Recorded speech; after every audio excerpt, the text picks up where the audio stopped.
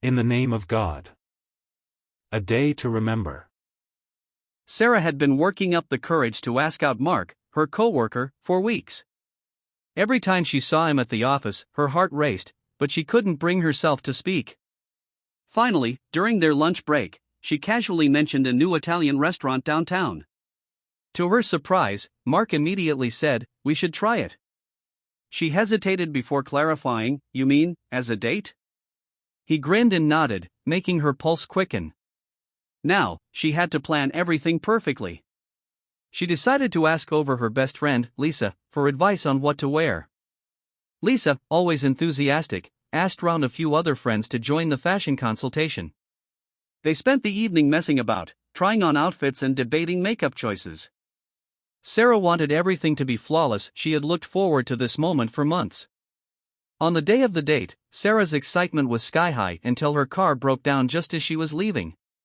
Panicked, she called Mark, who assured her he could drop her off at the restaurant. While waiting, she looked up nearby mechanics, worried about repair costs.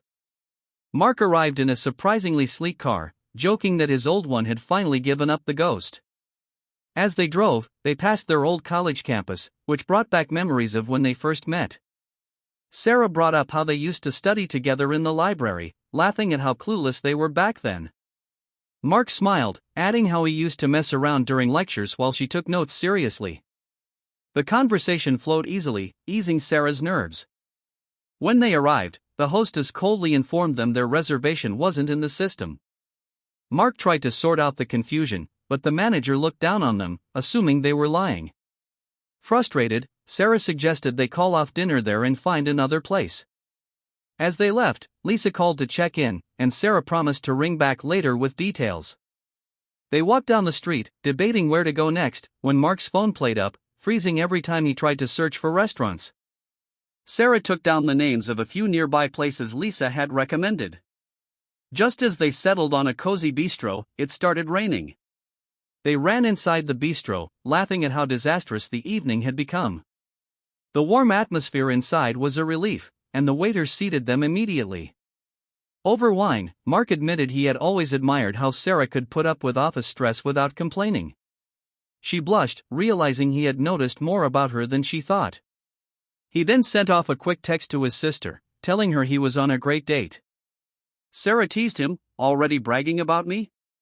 He grinned, not denying it. The conversation turned to travel, and Sarah mentioned her upcoming trip to Spain. Mark offered to look after her apartment while she was away, surprising her with his thoughtfulness. As they ate, Sarah realized how easy it was to talk to him, no awkward pauses, no forced topics. Mark came across as genuinely interested in her life, asking about her hobbies and dreams. She admitted she sometimes messed about with painting, though she wasn't very good. He encouraged her, saying creativity mattered more than skill. Then, hesitantly, she brought up her fear of relationships after a bad breakup. Mark listened carefully, not judging, and shared his own past struggles. The honesty between them felt refreshing. For the first time in years, Sarah felt truly understood. After leaving the bistro, Sarah and Mark decided to walk through the city park despite the drizzling rain. The wet pavement glistened under streetlights as they discussed their favorite travel destinations. Mark confessed he'd always wanted to get away with skipping work for a spontaneous trip, making Sarah laugh. She warned him their boss would never put up with such behavior, especially during busy season. When Sarah shivered, Mark offered his jacket, proving surprisingly chivalrous. They paused near a fountain where they'd come across each other years ago during college. Sarah realized she could barely make out his face in the dim light, but his smile was unmistakable. A group of rowdy teenagers messed around nearby, splashing in puddles and shouting. Mark instinctively stepped closer to Sarah, creating a moment of unexpected intimacy. He suggested they do away with formal dates and just enjoy spontaneous moments like this. Sarah's phone buzzed, Lisa demanding updates, but she chose to put off responding until later. As they reached Sarah's street, both hesitated, neither wanting the night to end. Sarah's alarm played up the next morning, failing to sound until she was already late. Rushing to get ready, she nearly forgot the documents she needed to send off to corporate headquarters. The office elevator broke down, forcing her to take the stairs while cursing her luck. When she finally arrived, Mark was calmly sipping coffee at his desk, looking irritatingly well rested. Their colleague Jenna smirked, having clearly made out that something had changed between them. Sarah tried to sort out her messy desk while avoiding curious stares from coworkers. Mark casually dropped off a coffee at her workstation, stirring office gossip instantly. The department manager chose that moment to turn up unexpectedly, scrutinizing everyone with narrowed eyes. Sarah had to take down urgent meeting notes while still distracted by memories of last night. During lunch, Lisa finally got through on Sarah's perpetually busy phone line. Sarah promised to ring back after work with full details of the date. As she hung up, she noticed Mark being looked down on by senior staff for a minor mistake. The following week brought unexpected challenges as Sarah and Mark tried to keep their budding relationship professional. Rival co-workers came up against them during an important project presentation. Sarah had to bring up uncomfortable budget concerns that Mark had overlooked. Their boss threatened to call off the entire initiative unless improvements were made. Mark's computer chose the worst moment to break down, losing critical files they needed. Sarah stayed late to help him look up replacement data in the archives. The cleaning staff messed about with the thermostat, leaving the office freezing. Exhausted, Sarah suggested they eat out rather than face another microwave meal. Over burgers, they vented about workplace politics and unreasonable expectations. Mark admitted he sometimes felt looked down on as the youngest team member. Sarah reassured him that his talent would shine through eventually. They made plans to ask over a few trusted colleagues to brainstorm solutions over the weekend. Saturday found Sarah frantically cleaning her apartment before guests would turn up. She'd asked round several co-workers but only Lisa and 2 others confirmed. Mark arrived early with groceries, insisting on helping prepare snacks. When Lisa came across an old photo of Sarah's ex on the bookshelf, an awkward silence fell. Sarah quickly put away the picture, explaining she needed to do away with old memories. The team worked surprisingly well together, managing to sort out most project issues by evening. Someone brought up karaoke, leading to hilarious attempts at 80s power ballads. Mark's terrible singing made Sarah laugh until her sides hurt. Later, as others left, Mark helped Sarah put up with the messy kitchen cleanup. They discovered her blender had played up again, leaking smoothie everywhere. Standing amid the sticky chaos, Mark suddenly asked Sarah out properly for their next date. The sincerity in his voice brought back the fluttery feeling she had that first night. The following month brought both joy and challenges as Sarah and Mark navigated their new relationship. Sarah's parents unexpectedly asked over for dinner, putting pressure on Mark to make a good impression. Work tensions escalated when their project came up against strict new corporate policies. Mark's car broke down again, forcing Sarah to drop him off at work for a week. They argued when Mark kept putting off dealing with his unreliable vehicle. One rainy evening, Sarah looked up relationship advice online, wondering if they were moving too fast. Lisa rang back after Sarah's anxious voicemail, advising her to trust her instincts. Mark surprised Sarah by showing up with tickets to Paris, wanting to do away with their routine worries. As Sarah packed, she realized this trip would determine if they could get through tough times together. The morning of their flight, Mark's alarm played up, making them nearly miss their plane. Rushing through the terminal, hand in hand, Sarah understood this was the adventure she'd been looking forward to all along. The moment they landed in Paris, Sarah's worries began to sort out. The city's charm was impossible to resist. Mark had secretly looked up a quaint boutique hotel near the Seine, surprising Sarah with his thoughtfulness. Their first morning, Sarah's hairdryer played up, forcing her to air-dry her hair in the crisp autumn air. They ate out at a tiny cafe where Mark attempted to order in broken French, making the waiter chuckle. While strolling through Montmartre, they came across a street artist who sketched their portrait with exaggerated romantic flair. Sarah brought up how different this was from their stressful office life back home. Mark joked that they should do away with returning altogether, suggesting they become Parisian vagabonds. The afternoon took a turn when Sarah's phone broke down, leaving them mapless in the labyrinthine streets. Rather than panic, they messed around, getting deliberately lost and discovering hidden courtyards. That evening, Sarah finally got through to Lisa via email, describing the trip in excited detail. As they stood on the Pont des Arts, Mark quietly asked Sarah over to his family's Thanksgiving dinner, a major relationship step. The way he nervously fiddled with his scarf brought back memories of their awkward first date. Back at the office, their colleagues immediately turned up the teasing about their romantic getaway. Sarah had to put up with endless jokes about French kisses and love-struck sighs. Their boss, however, looked down on their sudden absence, piling extra work on them as punishment. Mark's computer broke down again mid-presentation, but this time Sarah calmly helped him sort out the technical issues. During lunch, Jenna brought up the rumor that Mark had transferred departments to avoid favoritism claims. Sarah felt a pang of worry. They hadn't discussed this, but Mark later explained he'd called off the transfer after talking to HR. That weekend, they asked over Lisa and her boyfriend for a game night that devolved into hysterical laughter.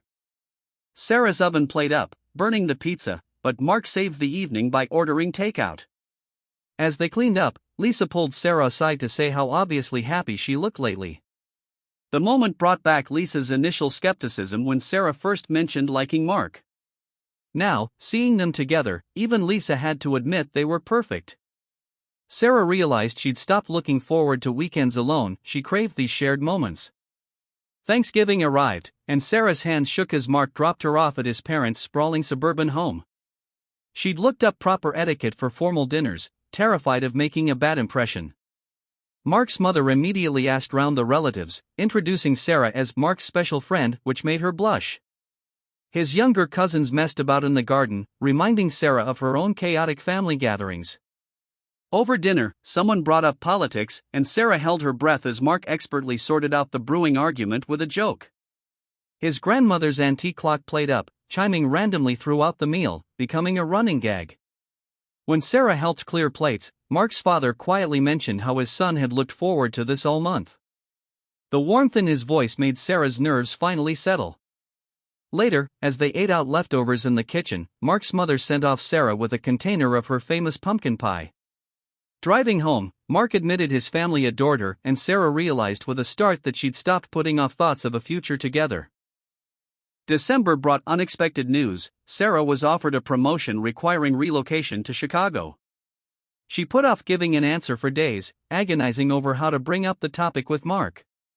When she finally did, his face fell. His own career was finally sorting out after years of struggle. They argued when Mark suggested long distance, Sarah snapping that she wouldn't put up with being an afterthought. The next morning, her car broke down again, a cruel metaphor, forcing her to take the bus in icy rain.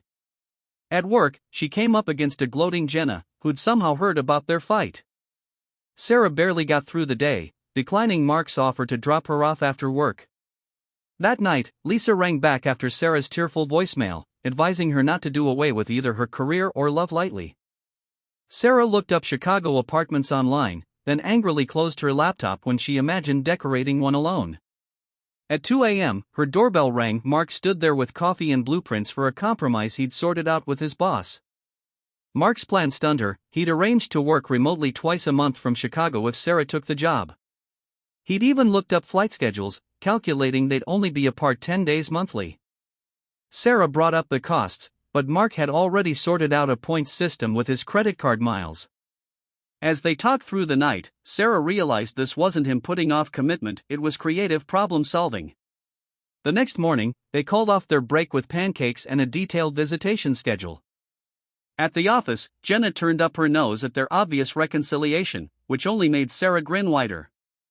They celebrated by eating out at the Italian restaurant where they'd had their disastrous first date.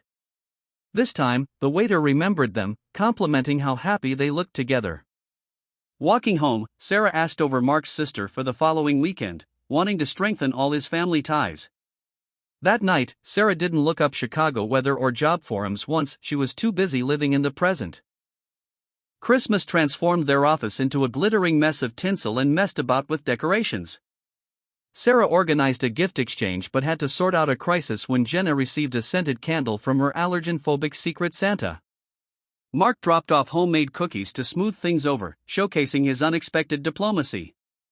At home, Sarah's tree lights played up, flickering erratically until Mark rigged a makeshift fix with duct tape. They sent off care packages to Sarah's parents and Mark's deployed brother, stuffing them with local treats. Sarah's mother rang back immediately, gushing about the thoughtful gifts and subtly asking about wedding plans. On Christmas Eve, they ate out at a diner, the only place open, sharing pie with truck drivers and lonely strangers. Driving through neighborhoods to admire lights, they came across a house with a synchronized light show set to Mariah Carey. Mark impulsively asked round the homeowners for details, making Sarah laugh at his childlike enthusiasm. Back at her apartment, they exchanged gifts. Sarah gave Mark vintage car manuals, he gave her a Paris snow globe. As they kissed under mistletoe, Sarah realized she'd stopped looking forward to future milestones, she was too busy loving the ordinary moments. New Year's Eve found them at Lisa's crowded party, where someone brought up the infamous kiss test for couples. Sarah rolled her eyes but secretly looked forward to midnight more than she'd admit. Mark spent an hour sorting out Lisa's broken karaoke machine, earning hero status. At 11:30, Sarah's heels played up, forcing her to do away with them and dance barefoot. When the countdown began, Mark whispered resolutions: more Paris, less panic, and learn to fix cars. Sarah added, stop putting off hard conversations, a promise to herself as much as him. Their kiss at midnight brought back the fizzy feeling of their first date, amplified by months of shared history. The next morning, they ate out greasy breakfasts at a 24-hour diner, dissecting the party's best moments. Sarah's phone buzzed, her Chicago boss sent off final paperwork, making the move suddenly real. Mark squeezed her hand, not with worry but excitement, and Sarah knew this would work. They spent the afternoon messing around in a park, acting like kids with no responsibilities. That night, Sarah looked up nothing, not distances, not logistics, just savoring the now. January's freeze made packing brutal. Sarah's tape dispenser broke down, and boxes seemed to multiply overnight. Mark dropped off a surprise, custom shelving he'd built for her new Chicago apartment. As they labeled boxes, Sarah came up against the emotional weight of leaving her first solo home. Mark sorted out her wobbling bookshelf one last time, leaving his mark on the space. The night before the move, they ate out at their favorite burger joint, avoiding goodbyes. Sarah's landlord turned up unexpectedly, returning her deposit with rare generosity. Loading the U-Haul, they put up with icy rain and a played-up dolly wheel with equal humor. Lisa rang back as they drove away, shouting farewells over speakerphone. Crossing state lines, Sarah looked forward to Chicago's skyline but clutched Mark's hand like an anchor. At a rest stop, Mark asked over his parents for Valentine's weekend, already planning reunions. That night in a roadside motel, Sarah didn't look up tomorrow's weather, she memorized the way Mark looked sleeping instead. Chicago welcomed Sarah with brutal wind and stunning architecture. Her tiny apartment brought back college dorm nostalgia. Video calls with Mark played up constantly, freezing at crucial moments, but they laughed through the glitches. Her new colleagues asked over for housewarming drinks, subtly assessing her relationship status. Mark surprised her by turning up unannounced with flowers after a tough first week. They ate out at a deep-dish pizzeria, debating whether it beat New York style. Never. Back home, Sarah's shower broke down, flooding the bathroom. Mark fixed it via FaceTime guidance.